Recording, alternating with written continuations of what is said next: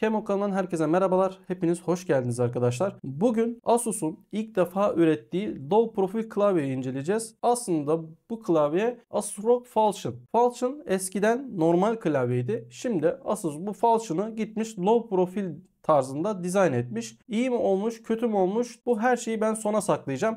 İlk önce dizaynını, teknik verilerini, ebatlarını bir anlatayım. En son kısmında ise kendi eksi ve artı yönlerimi sizlere söyleyeceğim. Dilerseniz hemen başlayalım. Evet arkadaşlar, şöyle klavyemizin tasarımına baktığımız zaman gerçekten çok çekici bir klavye olduğunu görebiliyoruz. Materyal olarak şu üst tabaka metal arkadaşlar. Bildiğiniz üzere diğer klavyeler alüminyum olarak kullanılıyordu malzeme. Ama burada Asus metal yapmayı tercih etmiş. Üst taraftaki gördüğünüz RGB şerit ise şu dış yapı cam değil, plastik değil. Büyük ihtimal böyle değişik bir yapısı var. Kırılır mı, kırılmaz mı? Bu konuda tam emin değilim. Klavyenin sağ tarafında Caps Lock ve Windows kitleme tuşunun göstergeleri mevcut. Sol tarafı ise arkadaşlar sonradan değineceğim. Hemen şöyle arka tarafına çevirmek istiyorum. İlk tuş kablolu, 2.4 GHz kablosuz ve Bluetooth ile kullanımı bize sunuyor. Yani bu 3 seçenek arasında geçiş yapabiliyoruz. Hemen sol tarafındaki ise PC ve Mac'ler arasında kullanım sağlıyor bize. Mac kullanıcıları burada mutlu olmalı. Type-C şarj yerimiz mevcut. Burada ise dongle saklama yeri mevcut. Mıknatıslı olarak söylüyor ama şöyle salladığınız zaman çok rahat bir şekilde çıkacağını zaten görebilirsiniz. Yani çok fazla güven vermiyor doğru söylemek gerekirse. Sol tarafa geldiğimiz zaman burası dokunmatik alan arkadaşlar. Bu tuş ise hemen şöyle gösteriyorum. 4 tane profili tercih ettiğimiz yer. Mesela ses açma, kapama, durdurma, başlatma, RGB açma ve kısma. Aynı zamanda makro atadığımız bir yer mevcut. Bunun çalışma mantığı şu şekilde. Hemen RGB kısmına bir getireyim. Bakın çekiyorum. RGB'leri kapattı. RGB'yi açtı. Ya da çift dokunduğunuz zaman komple RGB kapatıyor. Çift bastığınız zaman RGB komple açıyor. Ya da buradan multimedya kısmına geldiğiniz zaman çift tıkladınız, durdurdu, çift tıkladınız, başlattı gibi komutlar verebiliyorsunuz. Arka tarafa geldiğimiz zaman 4 tane kaydırmaz taban, ROG amblemi ve 2 kademeli ayak mevcut. Klavyeyi yükseltisiz bir şekilde kullandığınızda 26,5 mm yüksekliğe sahip. Küçük ayakla kullandığınız zaman 29,5, büyük ayakla kullandığınız zaman 34,5, yükseltme kabı ile kullandığınız zaman 30 mm yüksekliğe sahip oluyor. Klavyenin uzunluğu 306 mm, genişliği ise 110 mm. Keycaps'lerden biraz sizlere bahsetmem gerekirse ABS plastikten üretilmiş ama parlamayı engellemek için dışına sert kaplama yapılmış. Razer'da da böyleydi. Asus da aynı şekilde devam ettirmiş bu olayı. Buradaki kaplama Razer'da daha sertken Asus'ta yumuşak. Sanki Asus'taki biraz daha böyle ucuz gibi geldi bana. Keycaps'lerde de aynı şekilde. Razer'ın keycaps'i daha kaliteli. Asus'un keycaps'i ise bana göre daha ucuz gibi geldi. Halbuki her ikisi de ABS plastikten üretilmiş olmasına rağmen. Bu arada parlama ne diye soracak olan arkadaşlara ABS yumuşak plastik olduğundan çok kullandığınız tuşlar zamanla matlığını kaybedip parlamaya sebebiyet verebiliyor. Keycaps'te diğer bir beğenmediğim taraf ise arkadaşlar keycaps'lerin yüzeyinin büyük olması ve profillerinin net olmaması. Zaten görüyorsunuz Razer'ın böyle dış yüzeyi daha küçükken Asus'unki daha büyük. Buradaki milimetrelik küçükleri küçük bundan ne olacak demeyin. Elinizi klavyeye koyduğunuz zaman Asus'ta eliniz yer ararken Razer'da direkt olarak eliniz tuşlara oturabiliyor. Switch'lere geldiğimiz zaman ise arkadaşlar bu klavye Asus ROG Strix Optik 100 milyon switch'lere sahip ve iki tür switch hakkımız var.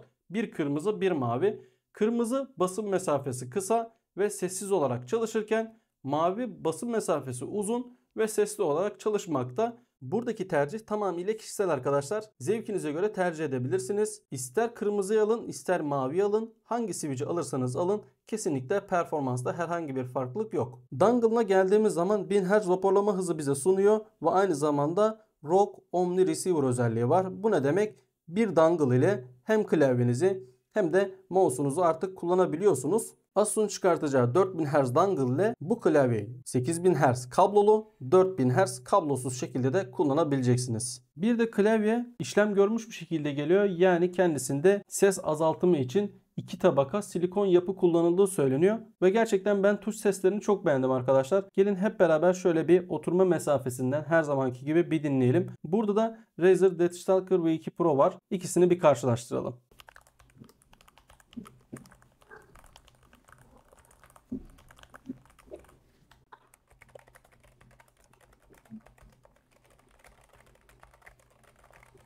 Sonuç olarak Razer'da çok fazla yankı duyarken Asus'ta bu yankıyı duymuyoruz. Bence Asus gerçekten bu konuda çok güzel iş çıkartmış. Kullanım süresine gelecek olursak arkadaşlar, ben bu klavyeyi sürekli 2.4 GHz'de kullandım ve RGB'si biraz kısık olarak kullanıyorum.